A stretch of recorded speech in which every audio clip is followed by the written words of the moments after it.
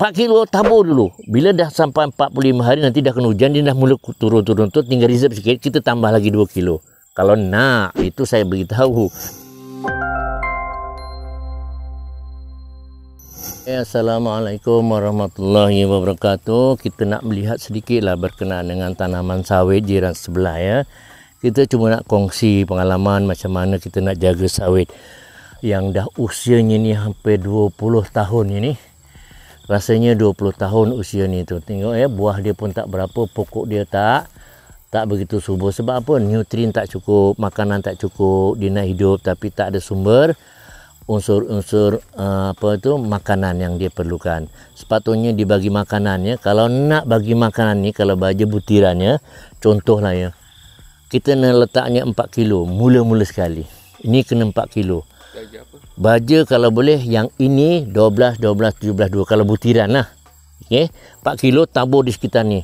Kawasan kanopi di bawah, bukan dekat pokok sana, dekat bawah sini, supaya kalau hujan kan kena hujan, kalau bawah sana tak kena hujan. 4 kilo mula-mula. Selepas tu 45 hari kemudian baru kita letak, terpulang lah. Kalau nak letak 2 kilo lagi bagus. Mula-mula sekali. Ini sebab kita nak dia beroperasi dengan subur dulu. Sebab 45 baru dia akan sambung tadi, yang 4 kilo tu akan sambung balik. Lepas tu barulah kita setiap 45 hari sekilo cukup. Nampak? Cara dia ada. 4 kilo tabur dulu. Bila dah sampai 45 hari nanti dah kena hujan, dia dah mula turun-turun tu, tinggal reserve sikit, kita tambah lagi 2 kilo. Kalau nak, itu saya beritahu. Selepas tu nanti barulah kita letak sekilo saja setiap 45 hari tabur. Barulah pokok tu maintain. Cuba bayangkan, pokok yang macam ni dia keluarkan buah tapi tak ada sumber makanan dia, nutrien dia tak ada. Macam mana nak besarkan buah? Macam mana nak gemuk? Jangan letak 13, 21 sebab dia jauh antara K dengan N. Faham ya? Antara imamnya K. Imamnya K tapi makmum jauh sangat jarak, tak sesuai. Kalau boleh hampir. Kalau kita nak pegang bahu imam pun boleh. Contohnya baja macam kita punya 18 bersatu. Imam depan sikit saja, kita kat belakang. Tapi kalau 13 bersatu, imam terlalu jauh, makmum di belakang. Itu yang dikatakan K-nya tinggi sangat, N-nya rendah, pokok akan kalah. Ni kalah. Maknanya ni kurang unsur N.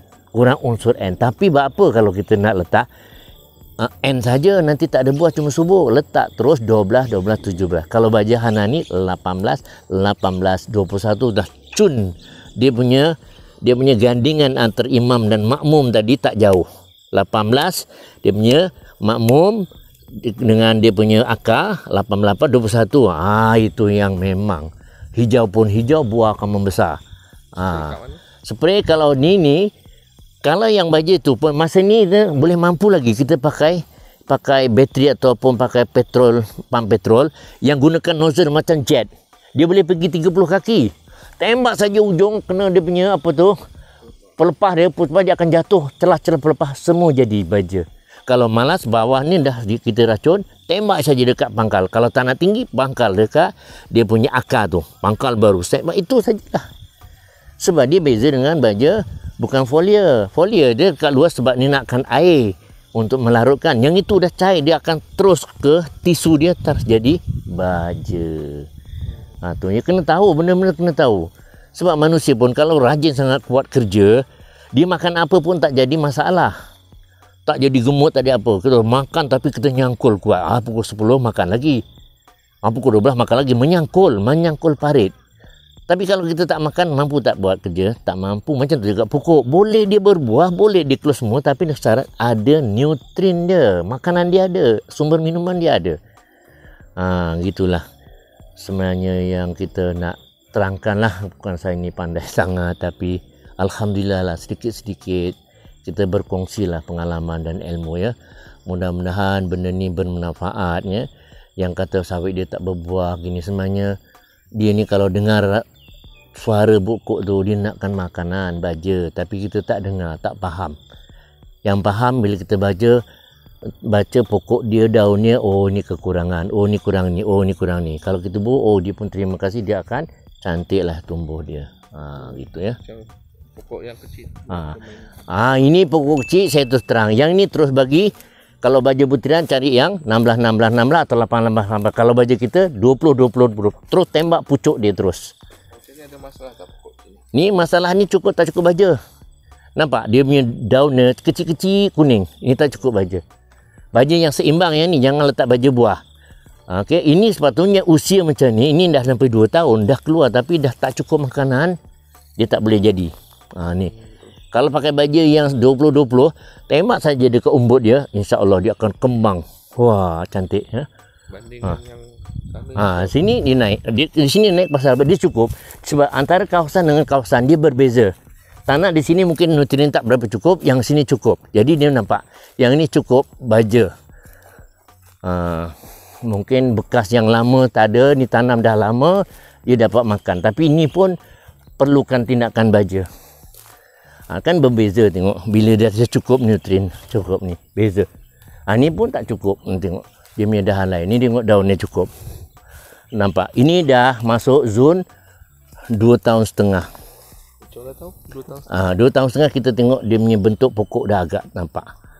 Nampak. Yang ini setahun lebih ni tapi tak cukup makanan. Dia jadi macam ni. Ini kalau betul ni 2 setengah bagi baju subur, buah ni dah lebat ni. Yang ni. Memang dia lebat. Tapi sebab apa kita tak nampak masalah ni kan. Macam kita ada anak, ada masalah apa, kita tak tanya dia kenapa. Mungkin dia ada luahan perasaan tapi pokok ni tak boleh cakap. Dia nak bagi gambaran yang dia tak cukup ni melalui daun. Situ ya. Perubahan daun. Tak cukup nutrien, kemudian dia tanam terlalu rapat. Ini pun tanam terlalu rapat sebab itu dahannya tak jatuh macam tu. Buah tengok. Dia berbuah tengok ni. Ni sawit ni dia berbuah. Tapi kenapa dia tak boleh gemuk atau besar macam tu? Sebab apa? Jarak sana dengan sini berapa? Ini cuma 18 kaki. 18 kaki dia dah bercantum tengok. Dia macam mana nak jatuh? Dia tanam sana pun semua 18 kaki. Dia akan tercepit. Itu lagi tak sampai. Jadi ini macam mana? Ini kena faham ya. Kita punya keperluan cahaya matahari untuk pokok pun kita kena faham. Kalau tak cukup cahaya memang confirm dia akan cepat naik tinggi saat nak cari matahari. Gitu. Kan ada macam jari tajam tu. Ini kalau yang macam jari-jari ni bunga, itu bunga jantan. Itu sebenarnya penting untuk pokok sawit pendebungaan. Kalau tak ada pokok tu kurang sempurna pokok. Sebab bunga jantan ni akan debungan pokok ni jadi terbaik. Jangan kata tiap-tiap pokok ni ada. Allah dah jadikan satu pokok tu ada bunga jantan, ada bunga betina. Kalau bunga betina dia terus jadi putih-putih macam apa tu dipanggil landak tu. Bunga jantan tu nanti dia bunga akan cantum di sana, dia akan membiak dengan cantik, membesar dengan cantik. Nampak ya? Spray baju folia tu. Kalau nak folia tu di bawah nampak tak akar tu? Itu cukup baik nak spray, masya-Allah. Di situ nampak tak akar tu? Di situ je kita tembak. Tengok. Ke atas ni. Kalau ke atas ni kurang sesuai sebab dia masuk ke zon penutupan. Kalau di slop mungkin baru dia dah okey. Tapi itu nampak akar, itulah kita nak gunakan. Mungkin dalam tempoh hari pertama, hari keempat, lepas tu tunggu 40 hari dia akan berubah. 40 hari lepas tu kita susun baliklah penjadualannya. Okey, apa pun kalau kita nak tanam kena tahu keseimbangan makanan.